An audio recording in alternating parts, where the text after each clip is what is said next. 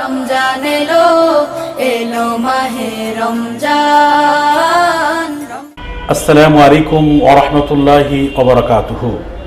সুপ্রিয় দর্শক মণ্ডলী, আজ 30 রমজান সুবর্ণভূমি স্টুডিও থেকে রমজানের মাসব্যাপী বিশেষ অনুষ্ঠান আলোকিত মাহে রমজান নিয়ে আপনাদের সম্মুখে আমরা উপস্থিত হয়েছি। কাছে দূরে যে যেখান থেকে আমাদের এই নিয়মিত অনুষ্ঠান দেখছেন সকলকে স্বাগত জানাচ্ছি। সম্মানিত দর্শক মণ্ডলী, আজকে আমরা যে গুরুত্বপূর্ণ বিষয় নিয়ে আলোচনা করতে চাচ্ছি সেটা হচ্ছে দোয়া। দোয়া এটা হচ্ছে মুমিনের অস্ত্র। দোয়া হচ্ছে ইবাদতের মগজ। এই দোয়া কি? দোয়া আমরা কেন করব, কিভাবে করব, কিভাবে করলে দোয়া কবুল হবে, কিভাবে করলে দোয়া কবুল হবে না, এই সম্পর্কে আমরা বিস্তারিত জানব। আমাদের আজকের এই গুরুত্বপূর্ণ বিষয় নিয়ে আমাদের মাঝে উপস্থিত হয়েছেন আমাদের নিয়মিত আলোচক মুফতি আমানুল্লাহ কাসিমি হাফিজাহুল্লাহ, খতিব দোয়াটানা জামে মসজিদ। আসসালামু আলাইকুম ওয়া রাহমাতুল্লাহি ওয়া বারাকাতুহু। ওয়া আলাইকুম আসসালাম ওয়া রাহমাতুল্লাহি ওয়া বারাকাতুহু। হযরত কেমন আছেন? জি আলহামদুলিল্লাহ। শেখ, আপনি কেমন আছেন? আলহামদুলিল্লাহ ভালো আছি ইনশাআল্লাহ। আজকে যে বিষয়টা আমি জানতে চাবো আপনার কাছে সেটা হচ্ছে দোয়া সম্পর্কে। জি শেখ। যে দোয়া জানি, আমরা দোয়া করি, দোয়া নিয়ে আমাদের সমাজের মধ্যে মানুষ বিভিন্ন রকমের ধ্যান ধারণা চিন্তা ভাবনা করে থাকে। আচ্ছা, দোয়া জিনিসটা কি? কোরআন সুন্নাহর আলোকে দোয়া আমরা কিভাবে করব, কিভাবে করলে দোয়া কবুল হবে, কোন কোন কাজ করে দোয়া কবুল হয় না, দোয়া করার সুন্নাহর তরিকাটা কি, যা আমাদেরকে বলতেন আমরা অনেক উপকৃত হতাম। জি শেখ, শুকরিয়া। নাহমাদুহু ওয়া নুসাল্লি আলা রাসূলিহিল কারীম, আম্মা বা'দ, ফাআউযু বিল্লাহি মিনাশ শাইতানির রাজীম, বিসমিল্লাহির রহমানির রহিম, উদউনি আস্তাজিব লাকুম। শেখ, প্রথমেই যদি দোয়া সম্পর্কে আমরা বলি, সেটা হলো দোয়া কিন্তু আমরা সচরাচর মনে করি যে আল্লাহর কাছে দোয়া মানে হচ্ছে কোনো কিছু আল্লাহর কাছে চাইব, প্রয়োজন এসে গেছে, সেই চাওয়ার মাধ্যম হলো দোয়া। কিন্তু আসলে অ্যাকচুয়ালি দোয়াটা কিন্তু শুধু এই পর্যন্ত সীমাবদ্ধ নয়। দোয়া হলো যে শুধু প্রয়োজন দেখা দিল, আল্লাহর কাছে চাইতে গেলাম, চাওয়ার জন্য হাত উত্তোলন করলাম, কিছু হামদোসানা করলাম, দুরুদ পড়লাম আর আল্লাহর কাছে চেয়ে ফেললাম, এটা দোয়ার একটা অংশ। কিন্তু দোয়ার মিনিং বা দোয়ার যে দর্শন সেটা কিন্তু এতটুকুর ভিতরে সীমাবদ্ধ নয়। বরং দোয়া যদি আমরা দেখি তো এটা হলো আল্লাহ এবং বান্দার মাঝে একটি গভীর একটি সম্পর্কের একটি মাধ্যম। বান্দার বিনয়, বান্দার দাসত্বের একটি চূড়ান্ত প্রকাশ হচ্ছে দোয়া। এবং ভাগ্য যেটা আমরা বলি তাকদীর, তাকদীর এবং বান্দার যে চেষ্টা, এই চেষ্টা আর তাকদীরের মধ্যে একটা যে মাধ্যম বা মধ্যস্থতা, এই দুটোর মধ্যে যে জোড় এবং মিল তৈরি করে সেতু বন্ধন কিন্তু এই দোয়া। এবং এই দোয়ার অনেক গভীরতা রয়েছে। দোয়া মানুষ কখন করে, বান্দা বান্দি কখন আল্লাহর সমীপে দোয়া করে? যখন বান্দা এবং বান্দির অন্তরের অন্তঃস্থলে আল্লাহর মহাশক্তির প্রতি একটি দৃঢ় আস্থা এবং ইয়াকিন তৈরি হয়, দৃঢ় বিশ্বাস তৈরি হয়। সেই বিশ্বাসের জায়গা থেকে একমাত্র অভিভাবক মহান খোদার দরবারে বান্দা নিজের অস্তিত্বকে একেবারে বিলীন করে দিয়ে নিজের মানসিক প্রশান্তি এবং নিজের যেই ভরসার সে একটা প্রকাশ কিন্তু দোয়ার মাধ্যমে সে ঘটিয়ে থাকে। তো এই জন্য দোয়া হলো আল্লাহর প্রতি আমাদের পরিপূর্ণ একটা আস্থার প্রকাশ। তাই দোয়া শুধু আমার প্রয়োজন আল্লাহর কাছে ভিক্ষা করার নাম নয়, বরং দোয়া হচ্ছে একটা বিশেষ ইবাদত। ইমামে জাসসাস রাহমাতুল্লাহ আলাইহি তিনি বলেন যে দোয়ার 3টা স্তর আছে। 1 নম্বর স্তরটা হলো যে আল্লাহ পাকের হামদ ও সানা করা, তার তাওহীদের কালেমা পাঠ করা, লা ইলাহা ইল্লাল্লাহ, সুবহানাল্লাহ, আলহামদুলিল্লাহ। এবং এই যে আল্লাহ রাব্বুল আলামিন বলে রেখেছেন কোরআনে পাকে যে ফালিল্লাহিল আসমাউল হুসনা ফাদউহু বিহা, যে আল্লাহ পাকের সুন্দর সুন্দর অনেক নাম আছে, সুবহান, কুদ্দুস, রহিম, গফফার, হান্নান, মান্নান। এই যে আল্লাহ পাকের সুন্দর সুন্দর নাম, আল্লাহ বলেছেন ফাদউহু বিহা, এইগুলি দিয়ে দোয়া করো, মানে এইগুলি বলে বলে আল্লাহকে ডাকো।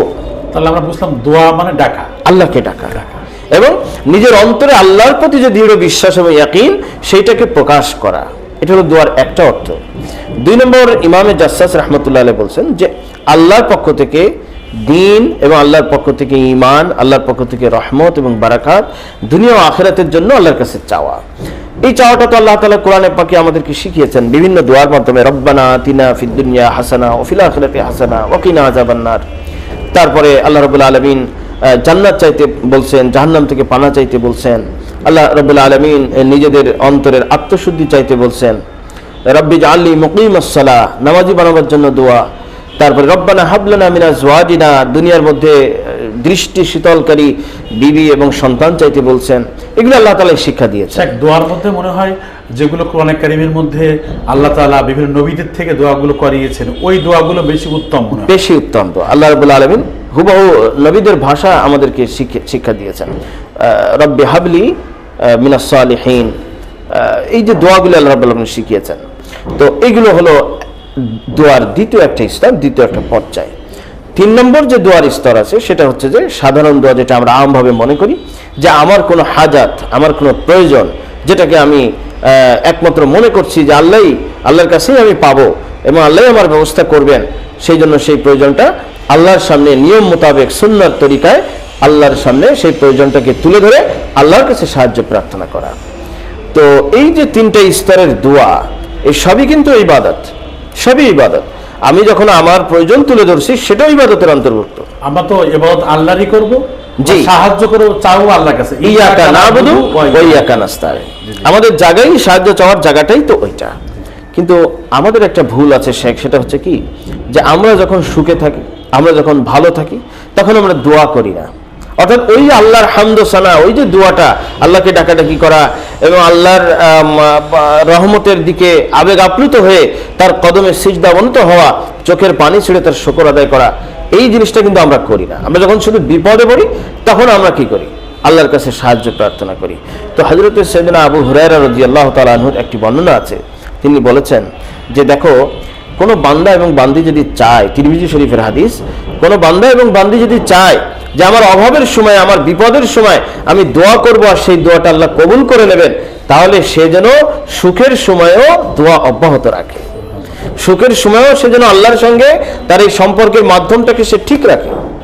তাহলে সে বিপদের সময় ডাক দিবে আর আল্লাহ তাআলা শুনে ফেলবেন, আল্লাহ তাআলা সাড়া দিবেন। আল্লাহ তো সবসময় দরজাকে উন্মুক্ত রেখেছেন। দোয়ার যেই ধারাটা আল্লাহ তাআলা আমাদের জন্য চালু করেছেন, এটা যে কত বিশাল নিয়ামত। যদি আমরা চিন্তা করি যে আমাদের প্রয়োজন হবে, আমাদের আপদ হবে, বিপদ হবে, কিন্তু মুসিবত উদ্ধারের জন্য এমন কোনো দুয়ার থাকবে না যেখানে আমরা যে আমাদের আকুতি জানাবার একটা সুযোগ পাবো, তাহলে শেখ আমরা যদি চিন্তা করি ব্যাপারটা কিন্তু অত্যন্ত কঠিন।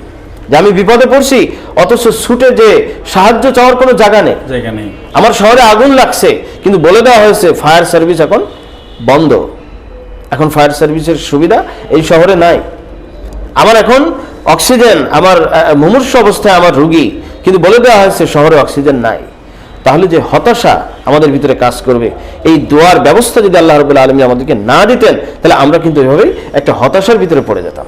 আল্লাহ রাব্বুল আলামিনের পক্ষ থেকে একটি অপার নিয়ামত আমাদের জন্য, যে একটা ইনাম, একটা আমাদের জন্য একটা অফার, যে আল্লাহ তাআলা আমাদের জন্য এই দোয়ার সুযোগকে উন্মুক্ত করেছেন। এবার আল্লাহ ঘোষণা করে দিয়েছেন, উদউনি আস্তাজিব লাকুম, আমাকে ডাকো, আমি তোমার ডাকে সাড়া দেওয়ার জন্য প্রস্তুত। এখানে আমাদের ইসলামের মধ্যে এত বড় একটা নিয়ামত দিছে আমাদের। জি, অন্য ধর্মের যদি আল্লাহর কাছে চাইতে হয় তাহলে পাদ্রীর কাছে বলতে হয়, কত মাথুর লাগে, কত ঠাকুরের কাছে বলতে হয়, কত ইসলামের মধ্যে না। আল্লাহ বলছে তুমি আমার বান্দা, আমি তোমার রব, তোমার সমস্যা তুমি আমাকেই বলো। এবং সবচেয়ে বড় কথা হচ্ছে কি যে মানে অল টাইম, কোন টাইম নির্ধারণে, দুনিয়ার বড়দের কাছে যেতে হলে, সাক্ষাৎ করতে হলে, আবেদন করতে হলে নির্ধারিত টাইমে যেতে হয়, কত কি মেনটেন করতে হয়। কিন্তু আল্লাহ রাব্বুল আলামিন না, বান্দা আমার দিকে মুখাপেক্ষী হবে, আমার কাছে চাইবে, বাস শুধু চাইতে দেরি, আমার দিতে দেরি হবে না। हर घड़ी देने को तू तैयार है, जो न मांगे उससे तू बेजार है।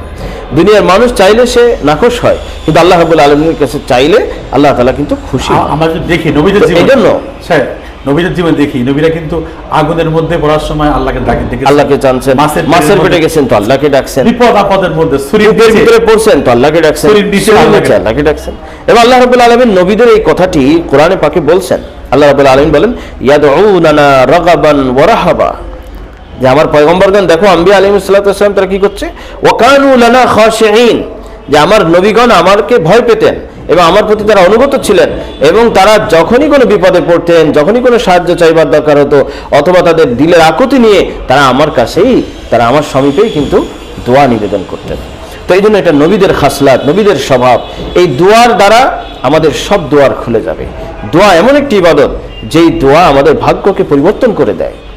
তাকদীর মানে কোনো কিছুর দ্বারা পরিবর্তন হয় না, কিন্তু একমাত্র দোয়ার দ্বারা তাকদীরের ভিতরে পরিবর্তন এসে যায়।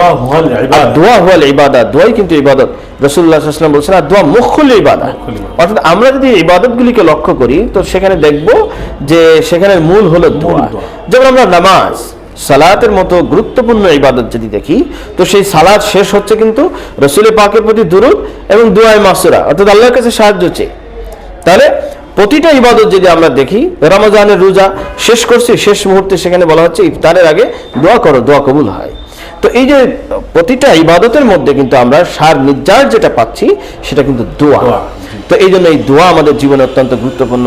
দোয়া হলো মুসলমানদের, বলা হয়েছে হাদিসের মধ্যে, সিলাহুল মুমিন, অর্থাৎ মুমিনের হাতিয়ার। মুমিন আপদে বিপদে এই দোয়ার হাতিয়ারের মাধ্যমে আল্লাহর কাছ থেকে, আসমান থেকে সাহায্য নামিয়ে আনতে পারবে। রাসূলুল্লাহ সাল্লাল্লাহু আলাইহি ওয়াসাল্লাম বদরের প্রান্তরে কপাল ঠেকিয়ে দিলেন, নিরস্ত্র মুজাহিদিন মাত্র 313 জন, নবীজি তাদেরকে সাথে করে নিয়ে বদরের প্রান্তরে, ওদিকে অস্ত্র শস্ত্রে সজ্জিত হাজারের বাহিনী, আবু জাহেলের বাহিনী, রাসূলুল্লাহ সাল্লাল্লাহু আলাইহি ওয়াসাল্লাম সিজদায় পড়ে দোয়া করলেন। আল্লাহ পাক গায়েবী মদদ আসমান থেকে ফেরেশতা সহ অস্ত্র সহ তাদেরকে পাঠালেন। সুবহানাল্লাহ। তো এই জন্য দোয়া আমাদের হাতিয়ার। এমনকি নিরুপায় বান্দা যখন আল্লাহর কাছে দোয়া করে, সে যদি মুশরিকও হয়, ওই সামান্য সময়ের জন্য সে এক আল্লাহর প্রতি ভরসা করছে এবং এক আল্লাহকে ডাকছে, আল্লাহ তাআলা তখনও তার দোয়া কবুল করেন। সুবহানাল্লাহ। কোরআনে কারীমে আল্লাহ রাব্বুল আলামিন বলেছেন, ওয়াইদা গাশিয়াহুম মাউজুন কাযুলালি দাউল্লাহ মুখলিসিনা লাহুদ্দিন। দরিয়ার মধ্যে যখন ঢেউয়ের কবলে পড়ে যায় মুশরিকরা নৌকার ভিতরে, তখন কিন্তু কি আল্লাহ ডাকতে থাকে, কালেমা লা ইলাহা ইল্লাল্লাহ পড়তে থাকে। আল্লাহ তাআলা তখনও তাদের কথা শোনেন এবং তাদের তরিকে কুলে এনে তাদেরকে রক্ষা করেন। আল্লাহ বলেছেন তাদের আচরণের কথা, পরবর্তীতে তারা আবার আল্লাহকে ভুলে যায়, কিন্তু আল্লাহ ওই সময় তাদের কথা শোনেন। তো আল্লাহ রাব্বুল আলামিন কোরআনে বলছেন, আম্মা ইউজিবুল মুস্তাররা ইযা দাআহু, নিরুপায় ব্যক্তি, অসহায় ব্যক্তি, যার আর কোনো পথ নেই, তার ডাকে সাড়া দেনেওয়ালা এক আল্লাহ ছাড়া আর কে আছেন? সুতরাং সেই আল্লাহকে আমাদের চিনতে হবে, বুঝতে হবে। বলে ইমামে বাইহাকি রাহমাতুল্লাহ আলাইহি দালাইলুন নবুওয়ার মধ্যে একটা ঘটনা লিখছেন যে একজন মুজাহিদ, সে সফর করতেছে, তো একা একা হয়ে গেছে, তার খচ্চরের উপরে বা গাধার উপরে সফর করছে, তো জঙ্গলের ভিতরে ঢুকে পড়ছে। হঠাৎ করে একটা গর্ত এবং নিচু জায়গায়, কাদাযুক্ত জায়গায় তার গাধাটা পড়ে গেছে। পড়ে ওখানেই ওই গাধার মওত হয়ে গেছে, গাধাটা মারা গেছে। এখন এই মুসাফির মুজাহিদ মানুষ জঙ্গলের মধ্যে একাকী অবস্থায়, সে কি করবে? তার উপায় নেই কোনো। সে সঙ্গে সঙ্গে কি করলো? বলে তখন তার যোগাযোগের মাধ্যম নেই, ওয়্যারলেস নেই, কিছুই নেই। তো কি করবে এখন? দ্রুত সে ওযু করলো। ওযু করে সে নামাজের মধ্যে দাঁড়িয়ে গেল। 2 রাকাত নামাজ পড়ে হাত তুলে আল্লাহর কাছে দোয়া করছে, কাকুতি মিনতি করে, আল্লাহ আমি মুসাফির, আমি মুজাহিদ, তোমার রাস্তায় জিহাদের জন্য আমি এসেছি। আজকে দেখো আমার গাধাটা মরে গেল, এখন আমার উপায় কি হবে? এই জঙ্গলের মধ্যে কে আমাকে আবার বহন করে নিয়ে যাবে? এই জন্য আল্লাহ, আমি অত সব বুঝি না, তুমি আবার এই গাধাকে আবার জিন্দা করে দাও, এটা তো তোমার মাখলুক, তুমি আমাকে বাহন হিসেবে দিয়েছো, আল্লাহ তুমি এটাকে জিন্দা করে দাও। দালাইলুন নবুওয়াতে ঘটনা আসছে, 2 রাকাত নামাজ শেষ করে যখন দোয়া সেরে চোখ মুছে সে তাকাইছে, দেখে যে তার গাধা নড়াচড়া শুরু করছে এবং আস্তে করে তার ওই মৃত গাধা আবার জীবন্ত হয়ে তাকে বহন করে লোকালয়ের মধ্যে নিয়ে চলে এসেছে। তো এই জন্য শেখ দোয়া, আমরা অনেক সময় দোয়াকে অবহেলা করি, কিন্তু আসলে দোয়া অবহেলার জিনিস নয়। আমরা মনে করি যে আমার দোয়া কবুল হবে কি হবে না, সন্দিহান থাকি। আবার অনেক সময় দোয়া করছি কিন্তু এটার ফল আমি নগদে পাইনি, আমি অবিশ্বাসী হয়ে উঠি। এই জন্য আমাদেরকে বুঝতে হবে যে দোয়া কবুল হওয়ার 3টি স্তর আছে। ওলামায়ে কেরাম বলছেন যে অনেক সময় দেখা যায় যে দোয়াটা যখনই করা হয় তখনই কবুল হয়ে যায়, নগদ ওইটা বাস্তব, যা সে চেয়েছে আল্লাহর কাছে তাই সে পেয়ে যায়। অনেক সময় দেখা যায় যে না, যা সে চেয়েছে সেটার চেয়ে আল্লাহ রাব্বুল আলামিন অন্য কোনো কিছুর ভিতরে কল্যাণ রাখছেন, অথবা তার জন্য কোনো বিপদ অপেক্ষমান ছিল, আল্লাহ তাআলা দোয়ার বদলতে সেই বিপদকে টলিয়ে দিয়েছেন। আবার অনেক সময় দেখা যায় যে না, সে যে দোয়া করেছে ওই দোয়া আল্লাহ তাআলা রেখে দিয়েছেন, আখিরাতে আল্লাহ তাআলা জান্নাতে ওই দোয়াকে বহুগুণে বাড়ায়া, সে যা চাইছিল সেটাকে বহুগুণে বাড়ায় তাকে দেওয়া হয়েছে। এই জন্য হাদিসে পাকে আসছে অনেক জান্নাতি আক্ষেপ করবে যে আমার জীবনের প্রতিটা দোয়াই যদি দুনিয়াতে কবুল না হতো, বরং সব দোয়া যদি আমার জান্নাতের জন্য কবুল হতো, তাহলে আজকে আমি মহা খুশি হতাম। তো এই জন্য আমাদের দোয়া কখনোই বিফলে যাবে না, এটা আমাদেরকে মাথায় রাখতে হবে এবং বেশি বেশি এটাকে ইবাদত মনে করে দোয়া করতে হবে। কোনো কিছু শুধু জাস্ট চাওয়ার জন্য পাওয়ার জন্য দোয়া নয়, মানে এইটা আমার সঙ্গে আল্লাহর সঙ্গে একটা গভীর আত্মার মিলবন্ধন থেকে আমি আল্লাহর কাছেই, আল্লাহর সমীপেই আমি আকুতি মিনতি জানাবো। এটাই আমার ইবাদত, এটাই আমার নেশা এবং এটাই আমার মজা, এটার মধ্যেই আমার শান্তি। যখন এরকম আবেগ নিয়ে আমি দোয়া করব আর ইয়াকিন আর বিশ্বাস নিয়ে আমি দোয়া করব, নিশ্চয় আল্লাহ তাআলা আমার দোয়াকে কবুল করবে। একটা কিতাব আছে মাওসুআতুল কাসাস, এই কিতাবের মধ্যে একটা ঘটনা লিখছে যে একজন নারী এই রমজানের মধ্যে তার বাচ্চা কাচ্চাদেরকে নিয়ে ইফতারের সময় দোয়া করতেন। আজকে কিন্তু এই পরিবেশটা আমাদের নেই। যদি কোনো ফ্যামিলিতে আমরা এই অভ্যাসে অভ্যস্ত হই, তো আল্লাহ রাব্বুল আলামিন বরকত এবং রহমতের খাজানা ওই ফ্যামিলির উপরে খুলে দেবেন। সুবহানাল্লাহ। মা বাচ্চাদেরকে নিয়ে দোয়া করছেন, কি দোয়া করছেন?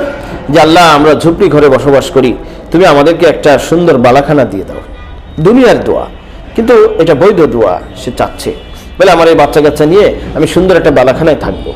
এরপর আরো বলছে কি, বলে যে আল্লাহ, ওই বালাখানাটা তুমি এমন দিও যে বালাখানার সামনে দিয়ে একটা সুন্দর নদী বা নহর প্রবাহিত। সুবহানাল্লাহ, জান্নাত চেয়ে বসছে। তো এখন তার স্বামী বেচারা, সে একটু ফাজের লোক, তত বেশি আল্লাহওয়ালা বা মানে আল্লাহমুখিতা তার ভিতরে তত বেশি নেই। তো ওই ভদ্রলোক মুসকি মুসকি হাসে, যে বলে কি, হ্যাঁ, যে আমরা এই ঝুপড়ি ঘরে বসবাস করি আর আল্লাহর কাছে চাইছে একটা বালাখানা, আবার সেই বালাখানার সামনে নহর প্রবাহিত হবে। তো সে আশ্চর্য বোধ করছে এবং হাসছে। কিন্তু ওই নারী কিন্তু প্রতিদিন নিয়মিত তার বাচ্চাদেরকে নিয়ে দোয়া করে দেয়। তো একদিন ওই রমজান পার হতে না হতেই আসরের সালাত আদায় করে মসজিদ থেকে যখন ওই স্বামী বের হচ্ছে, তো বের হওয়ার সঙ্গে সঙ্গে সে দোয়া পড়েছে, আল্লাহুম্মা ইন্নী আসআলুকা মিন ফাজলিক। দোয়া পড়ে বের হয়েছে, বাস ওই মসজিদের সেহেনের মধ্যেই এক ভদ্রলোকের সঙ্গে তার সাক্ষাৎ। ভদ্রলোক শহর থেকে এসেছে, এখানে নামাজ আদায় করছে। নামাজ আদায় করে শেষে সর্বপ্রথম এই স্বামীর সঙ্গে তার সাক্ষাৎ হয়েছে। তো সাক্ষাতেই সে বলছে যে ভাইয়া, আপনার সঙ্গে আমার কথা আছে। বলে যে কি কথা? বলে আমার শহরে একটা বাড়ি আছে, অমুক শহরে অমুক জায়গায়। ওই বাড়িটা আমি অর্ধেক বাড়ি আপনার নামে আমি লিখে দিতে চাই। বলে যে আশ্চর্য, কেন আপনি লিখে দিতে চান? বলে যে না, আমি লিখে দিতে চাই, তার কারণ হচ্ছে একটা বাড়ি আমার আছে, ওই বাড়ির অর্ধেক ফ্ল্যাটে আমার আব্বা থাকেন আর অর্ধেক খালি থাকে। তো আমার আব্বা ছাড়া ওই বাড়িতে আর কেউই নাই। তো আমি আজকে নিয়ত করেছি যে আসরের নামাজ আদায় করার পরে যার সঙ্গে আমার প্রথম সাক্ষাৎ হবে তাকে আমি আমার এই বাড়িটা তাকে আমি কি করে দেবো? হাদিয়া দেবো, লিখে দেবো। তো আপনার সঙ্গে আমার সাক্ষাৎ হয়েছে, সুতরাং আপনাকে আমি এটা দিতে চাই। তো আপনি এটাকে কাকতালীয় ব্যাপার মনে করছেন বা অবিশ্বাস করছেন, এমনটি যদি হয় তাহলে চলুন আমার সঙ্গে, আমি আপনাকে আমার বাড়ি দেখাবো। তো বাড়ি নিয়ে গেছে, দেখাইছে এবং সব কিছু সে দেখছে, শুনছে, বুঝছে। ওই বাড়ি সে লিখে দেবে। তো স্বামী বাড়িতে আসছে, মাগরিবে নামাজ আদায় করবে। তখন স্বামী চিন্তা করছে, আরে আমার বিবি তো দোয়া করতো যে একটা মহল হবে, সেই মহলের সামনে একটা নহর প্রবাহিত হবে। তো এখানে তো কোনো নহর টহর দেখলাম না। তো এই কৌতূহল থেকে ওই স্বামী মসজিদের ইমাম সাহেবকে জিজ্ঞাসা করছে যে হুজুর, আমি তো এরকম ঘটনা হয়েছে, কিন্তু আমার বিবি তো দোয়া করছে এইটা। তো আমি তো বিশ্বাস করি আমার বিবি একজন নেককার বান্দি, আল্লাহ তাআলা যদি দোয়া কবুল করেন, বালাখানার দোয়া যদি কবুল করেন, তাহলে নহরের দোয়াটাও তো কবুল করবেন। কিন্তু আমি তো ওই বাড়ি দেখে আসলাম, ওখানে বালাখানা আছে বটে, কিন্তু ওখানে তো নহর নেই। আরবের শহর, সৌদি আরবের একটা শহর। তো তখন হুজুর বলছেন যে আচ্ছা, আপনার ওই যে বাড়িটা দেখেছেন সেই বাড়ির সামনে তাহলে কি আছে? তবে ওই বাড়ির সামনে তো একটা সুন্দর সুদর্শন একটি মসজিদ আছে। তখন ইমাম সাহেব বলছে সুবহানাল্লাহ, আপনার বিবির দোয়া তো তাহলে হুবহু কবুল হয়ে গেছে। বলে কিভাবে? কারণ দেখুন, আপনার বিবি বলেছিলেন যে নহর দেওয়া হোক, কিন্তু ওই নহরটাই হলো মসজিদ।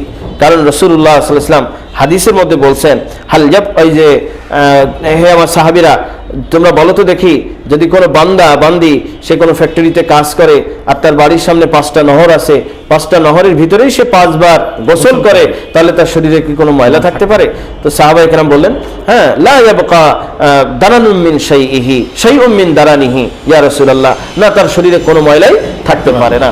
তো রাসূলুল্লাহ সাল্লাল্লাহু আলাইহি ওয়াসাল্লাম তখন বললেন কি, যে ফাযালিকা মাসালু সালাওয়াতিল খামস ইয়ামহুল্লাহু বিহিন্নাল খাতায়া, যে 5 ওয়াক্ত নামাজ হচ্ছে নহরের তুল্য। নহরের মধ্যে 5 বার গোসল করলে যেমন কোনো ময়লা থাকবে না, 5 ওয়াক্ত নামাজ আদায় করলেও কোনো ময়লা থাকবে না। তো আজকে তোমার ওই মহলের সামনে যে মসজিদ আছে, ওই মসজিদ হলো নহরের মতো।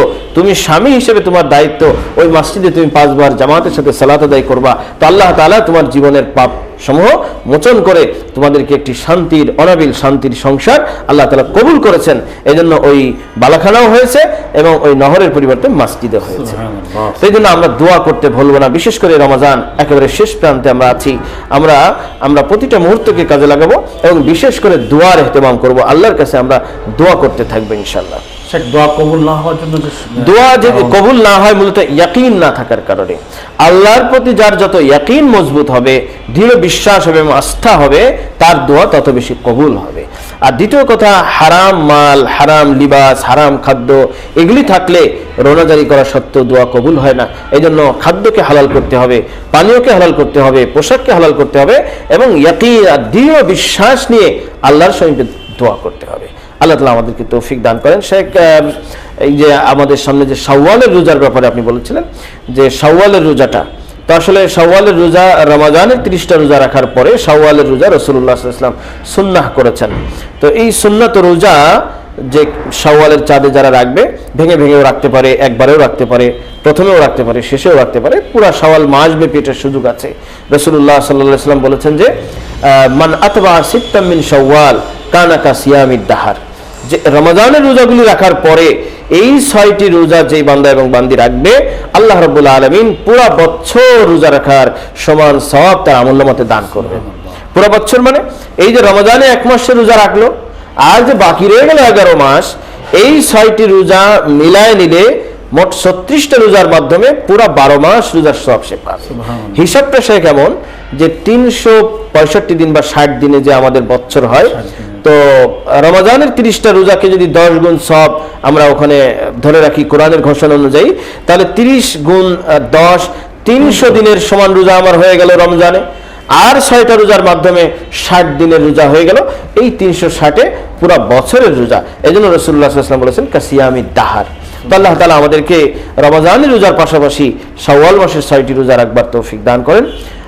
আল্লাহ তাআলা আমাদেরকে বেশি বেশি দোয়ার ইহতেমাম, পাশাপাশি দোয়া কবুল না হওয়ার যে কারণগুলি আছে সেগুলি থেকে আল্লাহ তাআলা আমাদেরকে বেঁচে থাকার তৌফিক দান করেন। অনেক শুকরিয়া, আপনি খুব সুন্দরভাবে আমাদেরকে বোঝালেন। আসলে মূলত ব্যাপারটা হচ্ছে, শেষ দশকটা হচ্ছে দোয়া কবুলের এক স্বর্ণালী সময়। জি, এই সময় আমাদের খুব খেয়াল করা দরকার। আর বিশেষ করে রমজান মাস হচ্ছে বীজ বপনের মাস, জি, আর ফলের মাস হচ্ছে শাওয়াল মাস। শাওয়াল মাস, এই জন্য আপনি যে কথাগুলো বললেন খুবই গুরুত্বপূর্ণ বিষয়। এই জন্য আমরা দোয়ার খুব ইহতেমাম করবো। আর হচ্ছে এই শাওয়ালের 6টা রোজা রাখা খুব চেষ্টা করবো আমরা ইনশাআল্লাহ। সুপ্রিয় দর্শক, আমরা শায়েখের মুখ থেকে অনেক গুরুত্বপূর্ণ কথা শুনলাম। আল্লাহ সুবহানাহু ওয়া তাআলা আমাদের সবাইকে আমল করার তৌফিক দান করে। সুপ্রিয় দর্শক, আমরা এই সুবর্ণভূমি স্টুডিও থেকে রমজানের পুরো মাসব্যাপী একটি গুরুত্বপূর্ণ অনুষ্ঠান, আলোকিত মাহে রমজান, আপনাদের সঙ্গে আমরা ছিলাম। আল্লাহ সুবহানাহু ওয়া তাআলা সুবর্ণভূমি এই পরিবারকে আল্লাহ কবুল করে নেন, আরও দিনের কাজ করার তৌফিক দান করেন এবং আমরা যা শুনলাম দেখলাম, আল্লাহ তাআলা আমাদেরকেও দিনের পথে চলা সহজ করে দেন। আবার ইনশাআল্লাহ ভবিষ্যতে আমরা বিভিন্ন জীবন ঘনিষ্ঠ বিষয় নিয়ে আপনাদের সামনে উপস্থিত হব। সেই পর্যন্ত সবাই ভালো থাকেন, সুস্থ থাকেন। আসসালামু আলাইকুম ওয়া রাহমাতুল্লাহি ওয়া বারাকাতুহু।